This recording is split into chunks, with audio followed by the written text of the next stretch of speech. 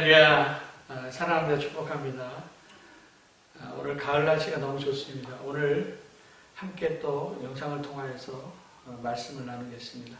오늘 말씀은 빌립보서 2장 17절부터 18절 두 절 말씀을 보겠습니다. 제가 읽겠습니다. 만일 너희 믿음의 재물과 섬김 위에 내가 나를 전제로 드릴지라도 나는 기뻐하고 너희 무리와 함께 기뻐하리니 이와 같이 너희도 기뻐하고 나와 함께 기뻐하라. 아멘. 하나님의 말씀입니다. 오늘 말씀 제목은 너희 믿음의 재물과 섬김 위에 2장 17절에 나와 있는 말씀입니다. 오늘 두 절을 읽었습니다. 짧지만 반복해서 나오는 단어가 있죠. 기쁨이라고 하는 단어가 17절에 두 번, 18절에 두 번 이렇게 나와 있습니다.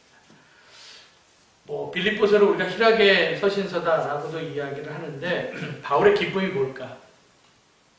빌립보 교회 사람들의 믿음의 재물과 섬김, 이것이 이제 바울의 기쁨이었습니다. 그게 보였습니다.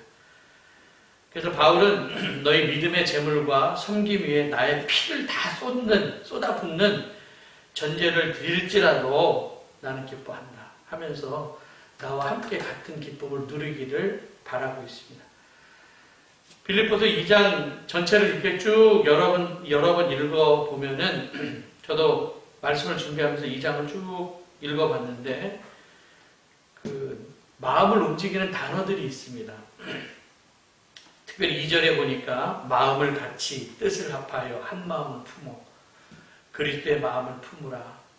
그리스도의 마음이 어떤 마음이냐? 비우고 낮추고 십자가에 죽으시고 그리고 또 하나님의 소원에 대한 말씀도 나와 있고요. 15절에 보니까 흠없는 자녀로 빛을 나타내며 살아라. 이런 말씀들이 나와 있고 특별히 이제 오늘 말씀 제목으로 삼은 믿음의 재물과 섬김, 이 말씀이 마음에 확 들어왔습니다.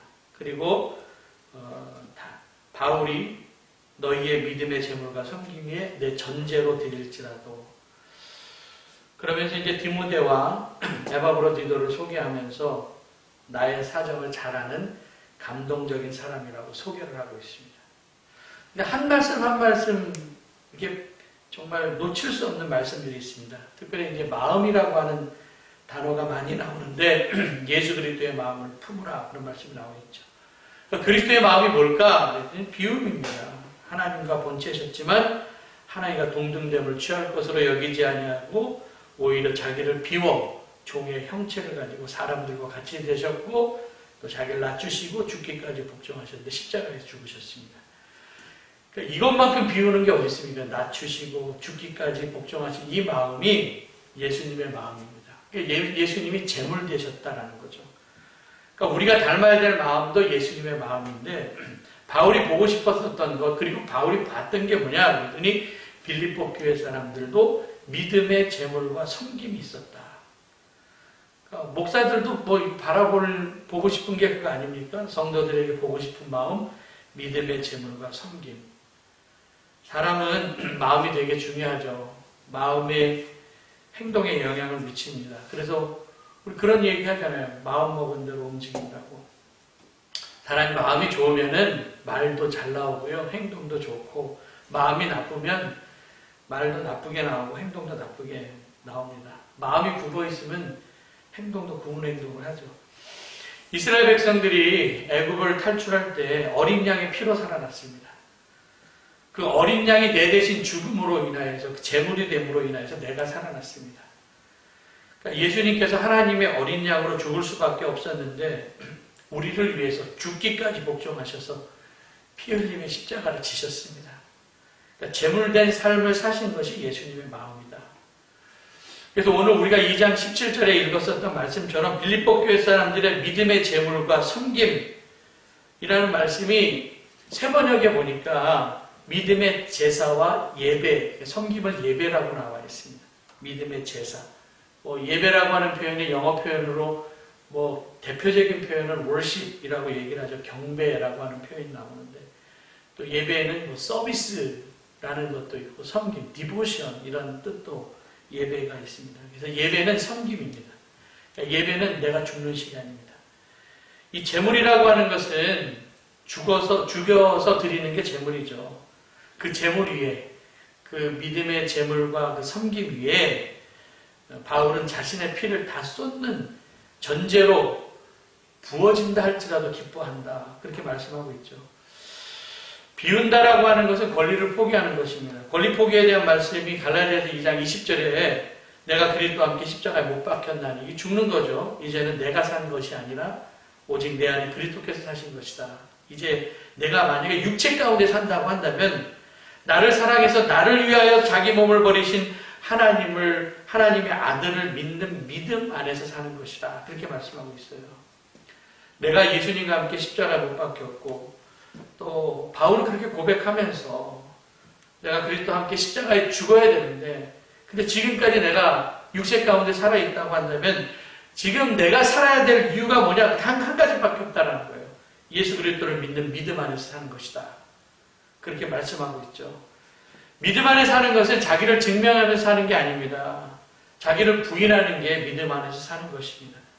그래서 히브리서 11장에 믿음으로 산 모세에 대해서 이야기할 때 믿음으로 모세는 바로의 공주의 아들이라 칭함을 거절하고 자기가 갖고 있었을 수 있는 그 왕자의 권리를 포기하는 것, 그리고 다 비우고 모세는 광야에서 양치는 목동으로 40년을 살게 되죠. 그때 하나님께서 모세를 부르시고 내 신을 벗으라 그렇게 말씀하셨는데, 여기서 신을 벗는다는 이야기도 내 권리를 다 포기하겠습니다. 나의 소유권을 당신에게 양도하겠습니다 라고 하는 그런 의미입니다. 진짜 신앙이라고 하는 것은 자기 증명이 아니라 자기 부인이죠. 근데 악한 마귀는 우리에게 자꾸 자기를 증명하라고 합니다. 자랑하라고 얘기를 하죠. 예수님께서 40일 금식하고 사탄이 시험을 하는데 돌이 떡덩이가 되어서 떡덩이로 만들어서 나타내 보이라고 하는 거 아닙니까? 요한복음 6장에서도 오병이어의 표적을 행하신 후에 요한복음 7장 2절에 바로 다음 장입니다. 예수님의 형제들이 유대인의 명절인 초막절에 가까워 오니까 얘기를 해요. 유대로 가서, 그러니까 큰 데로 가서 이 시골에 묻혀 있지 말고 여기 사람이 없으니까 당신의 행하는 일을 세상에 나타내소서, 그렇게 유혹을 하게 되죠. 이 시험거리입니다. 사실 우리 뭐 자랑하고 싶은 거 있으면 막 자랑하고 싶지 않겠습니까? 이게 인간의 본능이죠. 네, 예수님 안에서 바울은 나는 죽고 예수님만 살고, 이게 내가 살아있을 동안, 내가 육체로 사는 날 동안 믿음으로 사는 것이다. 그래서 사도 바울은 다메섹에서 예수님을 찐하게 만난 후에 그전에는 자기 자랑 갖고 살았는데 이제는 모든 것들을 다 해로 여기고 배설물로 여겼다. 그렇게 말씀하고 있습니다. 그리스도를 어둠으로 인하여서 모든 것들을 다 배설물로 여겼다. 이게 믿음으로 사는 겁니다. 그러니까 나는 죽고 예수님만 살고. 바울이 갈라디아서 6장 13절에서 14절에 보니까 너희에게 할례를 받게 하려는 것은 그들이 너희로 육체를 자랑하려 합니다. 그러니까 사람 몸에 표식을 내고 자랑하려고 했는데, 그러나 내게는 우리 주 예수 그리스도의 십자가 외에는 결코 자랑할 것이 없으니, 제물된 삶, 예수 그리스도의 십자가를 자랑하면서 사는 것, 이럴 때 평강과 긍휼이 임한다라고 말씀하고 있습니다. 그러니까 내가 조금만 망가지면 평강과 긍휼이 임하죠. 우리는 맨날 옳은 얘기합니다. 자기 증명하고 시시비비를 가리려고 합니다. 그러면 싸움이 되는 거죠. 평강과 긍휼이 임하지가 않죠. 별것도 아닌데 자기 주장 내세우다 보면 다툼이 일어납니다. 다툼이 일어나니까 서로 마음이 불편하게 되니까 평강이 임하지 않습니다. 그리스도인들은 속 없는 사람들아, 그런 이야기를 제가 자주 하죠. 망가질 준비가 된 사람, 광대 같은 사람, 다른 사람 기쁘게 해주는 사람. 세상에 내게 뭐가 있겠습니까? 지금 사는 것도 하나님의 은혜로 사는 건데, 죽으면 아무것도 가지고 가지 못하는데 우리는 너무 내 거 포기하지 못하고 움켜쥐고 살고 있죠. 고린도서 4장 7절에도 보니까 내가 받았은즉 어찌하여 받지 아니한 것 같이 자랑하느냐, 그런 말씀이 나와 있어요. 다 하나님께서 우리에게 주신 건데 받지 않은 것처럼, 내 것인 것처럼, 하나님의 선물인데 은사 가지고 다 사용해야 되는데 우리는 묵혀두어서 다 썩은 냄새가 납니다. 비우지 못하고 버리지 못하고 작은 거 하나에 집착하고, 물론 집착한다라고 하는 것은 내가 소중하게 생각하는 거 집착하죠. 그런데 집착이 크면 클수록 염려, 근심거리가 더 커지죠. 그러니까 집착이 없으면은 근심도 사라집니다. 하나님께서 우리에게 훈련시키는 게 뭐냐 그랬더니 비유라, 비유 훈련 시키고 있죠. 양손에 쥐고 있으면은 뭔가를 이렇게 잡고 싶어도 못 잡아요. 그래서 한 손은 피고 살라라는 거예요. 아브라함이 100세 때 낳은 아들 이삭을 집착을 했습니다. 하나님께서 테스트를 하시죠. 사랑하는 독자 아들 이삭을 바치라고 하는데 이게 하나님의 테스트입니다. 맡김이라고 하는 메시지가 우리에게 주어지죠. 그러면 준비해 주신다라고 하는 거예요. 자꾸 내가 이제 통제를 하려고 하다 보니까 상대방을 통제해서 변화시키려고 하죠. 내 뜻대로 한다고 해서 통제가 가능합니까? 내가 낳은 내 새끼도 내 마음대로 못하는데, 아니 나도 내 마음도 내가 내 마음대로 못하는데 누구를 통제하고 누구를 변화시키겠습니까? 예수님께서도 누가복음 13장에 보니까 예루살렘아 예루살렘아 선지자들을 죽이고 내게 파송된 자들을 돌로 치는 자여 암탉이 그 새끼를 날개하에 모음같이 내가 내 자녀를 모으려고 한 일이 몇 번이니 그러나 너희가 원하지 아니하였도다. 예수님도 막 이렇게 모으려고 힘갖고 했지만 그렇게 원하지 않으셨다라는 거죠. 자발적인 순종. 원하지 않으면 안 했다라는 거죠. 자발적인 헌신. 그럼 목사가 뭘 하라고 해서 합니까? 그래서 강연한 열정을 죽인다고 뭐 예배를 드리러 나오라고 해도 공허한 빈말처럼 들릴 수도 있는 거고 뭐 들리지 않는 사람들은 안 들리는 거니까 내 뜻대로 통제를 하려고 하다 보니까 싸움이 생기고 다툼이 생기고 왜? 서로 손해보려고 하지 않기 때문에 타협하지 않으려고 하죠. 오리 인생 되지 말고 심리를 따라가는 인생 되라 그런 얘기 있죠. 자발적으로 억지로 오리가 아니라 자발적으로 심리가는 그런 마음의 여유가 믿음의 넉넉함이 필요합니다. 지금 우리 가운데 비우지 못해서 채울 공간이 없기 때문에 우리는 이런 믿음의 여유가 없습니다. 재물된 삶, 섬김의 삶이란 게 뭘까라는 거죠. 다른 사람 보고 야, 너 십자가 줘 이게 아니죠. 조용히 내가 하면 되는데 우리 그걸 못하고 있습니다. 우리가 목소리를 크게 얘기를 하면서 개혁해야 된다고 말하기 전에 먼저 내 마음을 비우고 좋은 사람으로 살아가기를 바랍니다. 사람은 좋은 사람을 좋아합니다. 다 비우고 나니까 아무것도 없는 게 아니라 그때 하나님께서 다 비우고 나니까 하나님께서 예수님을 높여주셨습니다. 그래서 만물을 그 발 아래 두셨다. 빌립보서 2장에 나오는 말씀 아닙니까? 그러니까 내가 자꾸 낮아지면 높아지는 거고 비울 때 풍성해지는 거고 그래서 간증이 있는 사람들 이야기를 들어보면 다 부족함과 결핍에서 시작된다. 믿음의 제물된 삶, 섬김의 삶을 사십시오. 그래서 오늘 빌립보서 2장 12절에 보니까 너희가 나 있을 때나 없을 때나 복종함으로 두렵고 떨림으로 너희 구원을 이루라. 너희 안에서 행하시는 이는 하나님이시니 자기를 기쁘시게 한 뜻을 위하여 너희에게 소원을 두고 행하게 하시나니. 구원을 이루시는 분은 하나님, 그리고 소원을 행하시는 이는 하나님, 그렇게 말씀하고 있죠.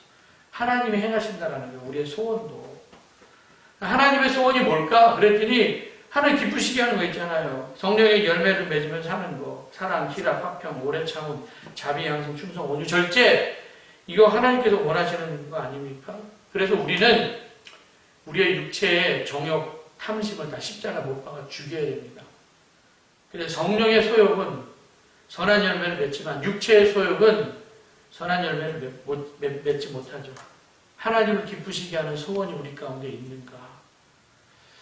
그리스도인으로서 우리가 사랑이 충만한 삶을 살아야 되는데 이것이 하나님의 소원 아닙니까?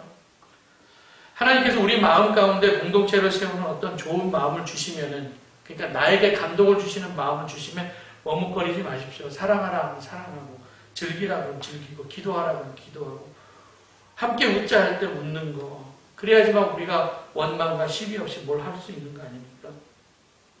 원망이라고 하는 것은 내적인 불만이 있으면 원망이 생기고요. 시비는요. 외적으로 드러나는 게 시비예요. 그래서 내 안에 불평이 있으면 막 원망이 생기고 그리고 다른 사람에게 시비를 거는 삶을 살면 안 된다라는 거. 참 불쌍한 삶이죠. 이게 다 빌립보서 2장에 나와 있는 말씀입니다. 여러분들 하나님을 기쁘시게 하는 인생 사시기 바랍니다. 나의 똑똑함이 나를 바보로 만듭니다. 사람이 사랑스러운 사람이 되어야 됩니다. 그래서 바울은 빌립보 교인들을 보고 오늘 제목처럼 너희의 믿음의 재물과 섬김, 이것을 보니까 내가 진짜 내 몸 안에 있는 모든 피를 다 쏟아붓는다 할지라도 그 너희의 믿음의 재물과 섬김에 내가 내 피로 전제로 드린다 할지라도 나는 기쁘다. 이 목회자의 기쁨입니다. 바울의 마음이 보입니다. 그냥 너희가 믿음 생활 잘하고 하나님의 자녀로 사는 모습을 보니 내가 너무 기쁜데 이런 기쁨이 너희 가운데도 있기를 바란다. 내가 죽어도 좋아. 이게 바울의 삶 아닙니까? 예수님께서 요한복음 13장에 만찬을 할 때 제자들의 발을 씻기는데 더러운 발 씻기는 거 노예가 하는 일인데 선생님이 제자들의 발을 씻겼습니다. 얼마나 제자들이 당혹했을까요? 그 발을 내놓으면서 얼마나 당혹했을까요? 우리에게 필요한 것은 감동. 너희의 믿음의 재물과 섬김, 여기에 내가 전제로 드려진다 할지라도 이게 서로 감동을 주는 겁니다. 마치 나오미와 룻의 관계처럼 그들이 서로 입맞추며 울지 않습니까? 감동을 주는 것. 다윗이 자기를 죽이려고 하는 사울에게 감동을 줬습니다. 네가 나를 선대하니 나보다 네가 더 의롭더라. 많은 교회가 지금 능력을 잃어가고 있는데 세상에 전혀 감동을 주고 있지 못하죠. 비우지 못해서, 우리가 제물되지 못해서, 예수님의 마음을 품지 못해서. 사도 바울은 이런 빌립보 교회 사람들의 그 섬김과 제물, 이 모습을 보고 우리 예수님의 마음을 가지고 살자라고 얘기합니다. 여러분 집착이나 통제가 아니라 조금만 비우십시오. 조금만 여유를 가지고. 하나님은 우리에게 소원이 있습니다. 하나님 기쁘시게 하는 삶을 살아야 됩니다. 감동을 주는 삶을 살아서 그냥 내 옆에 가장 가까이 있는 사람 당황할 정도로 감동을 주는 인생을 살아 우리 교회가 이 지역에 정말 생명의 샘을 흘려보내는 정말 살림의 삶을 살아갈 수 있는 우리 모든 성도가 되기를 주님의 이름으로 간절히 기도드립니다. 우리 이 시간 함께 올라오는 기도 제목 그리고 주여 한번 외치시고 부르시고 그리고 기도하겠습니다. 주여 사랑과 은혜가 많으신